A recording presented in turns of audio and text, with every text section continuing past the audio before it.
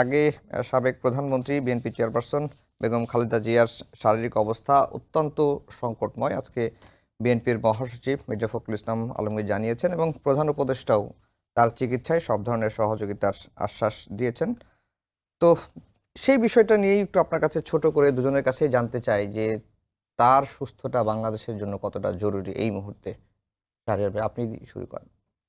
ধন্যবাদ আপনাকে, আপনার মাধ্যমে আপনার টিভির সমস্ত দর্শকদেরকে সালাম এবং শুভেচ্ছা, এবং আপনাদেরকে আসসালামু আলাইকুম রহমতুল্লাহ বারাকাতুহু।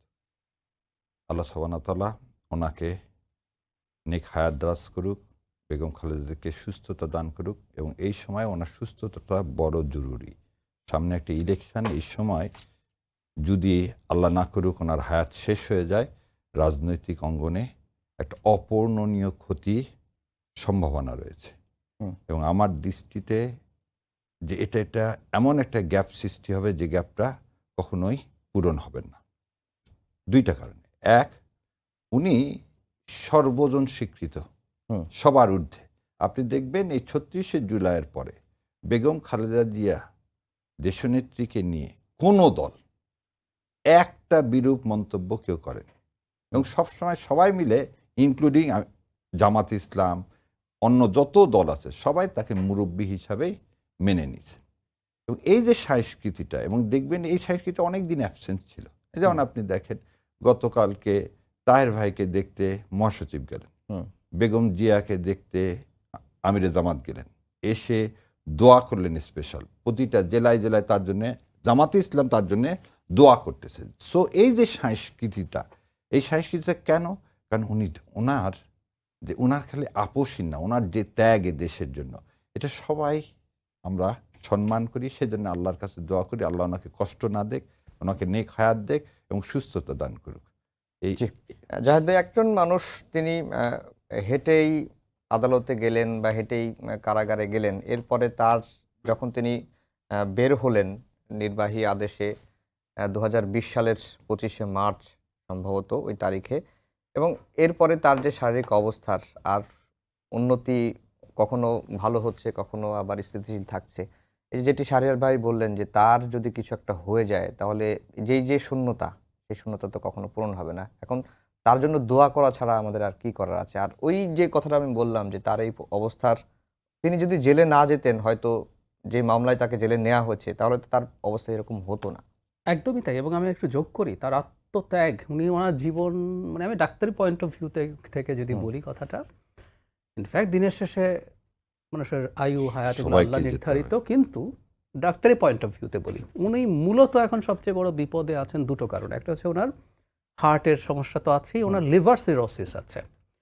দেখুন, লিভার সিরোসিসের ডেফিনেটিভ ট্রিটমেন্ট হচ্ছে লিভার ট্রান্সপ্লান্ট। এখন ওনার যে বয়স আর কন্ডিশন যে জায়গায় চলে গেছে, উনি কিছুদিন আগে লন্ডন গিয়েছিলেন, ওখানে জানিয়ে দেওয়া হয়েছে ওনারা লিভার ট্রান্সপ্লান্ট করা যাবে না। আচ্ছা, একটু খেয়াল করি, আমরা 18 সালের আগে আমরা জানি বেগম খালেদা জিয়ার সাথে কিন্তু একটা নেগোসিয়েশনের চেষ্টা হয়েছিল যে একটা সেটেলমেন্ট হোক, বিএনপিকে মোটামুটি কিছু সিট দেয়া হবে, তারপর এতে তিনি মুক্তি পাবেন, তিনি দেশের বাইরে যেতে পারবেন, এক সন্তানকে তিনি হারিয়েছেন, আরেক সন্তান এবং তার পরিবারের সাথে তিনি তার জীবনের শেষ সময়টা সুন্দরভাবে কাটাতে পারবেন। উনি ওই ডিলটা নেন নাই। উনি যদি 18 সালে যেতেন, আমি মেডিকেল পয়েন্ট অফ ভিউতে বলছি, দেয়ার ওয়াজ এ প্রবাবিলিটি যে তার একটা লিভার ট্রান্সপ্লান্ট হতে পারত। লিভার ট্রান্সপ্লান্ট হলে কিন্তু ওনার শরীরের এই যে প্রচণ্ড খারাপের দিকে ক্রমাগত চলে যাওয়া, সেটা কিন্তু হতো না। তার মানে উনি বাংলাদেশের জন্য, বা ইভেন 24 সালের নির্বাচনের আগেও বিএনপির সাথে আন্ডারস্ট্যান্ডিং এর চেষ্টা হয়েছে, উনি কোনোটা অ্যাকসেপ্ট করেন নাই।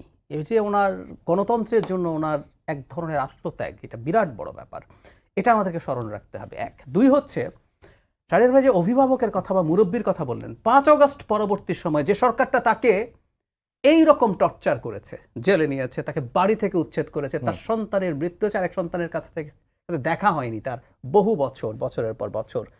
এমনকি অভিযোগ আছে তাকে হসপিটালে এমন কিছু ঔষধ দেওয়া হয়েছে যেগুলো লিভারের টক্সিসিটি তৈরি করেছে, তার লিভার সিরোসিসকে এটাকে ফাস্টার করেছে। অথচ কি অসাধারণ অসাধারণ তুমি মানুষকে আহ্বান জানিয়েছেন যাতে মানুষ শান্ত থাকে, কোনো প্রতিহিংসা পরায়ণ না হয়। সেগুলো প্রত্যেকটা অসাধারণ ব্যাপার। এই কারণেই ওনার আসলে থাকা দরকার। মানে নির্বাচনের সময় আমরা ধারণা করি, আপনি ওই যে একটা ক্ল্যাশের কথা বলছেন, আমরা কিন্তু একটা টার্মোনালের মধ্যে যেতে পারি। সেই পরিস্থিতিতে বেগম জিয়া কিন্তু বিএনপি চেয়ারপারসনের জায়গা থেকে উঠে চলে গেছেন এই জায়গাতে আর একটা গুরুত্বপূর্ণ রোল প্লে করার স্কোপ ছিল বা আছে। আমাদের ঐক্যের একটা প্রতীক। প্রত্যেকটা দল তাকে মুরব্বী হিসাবে, অভিভাবক হিসাবে মেনে নিয়েছে। সো নির্বাচনের সময়টা তার থাকা আমার কাছে মনে হয় খুবই জরুরি। আমাদের প্রত্যেকে তার ধর্মের জায়গা থেকে এই মানুষটার জন্য প্রার্থনা করা উচিত যেন তিনি আমাদের মাঝে আরও বেশ কিছুদিন যতটা সম্ভব থাকেন। জি।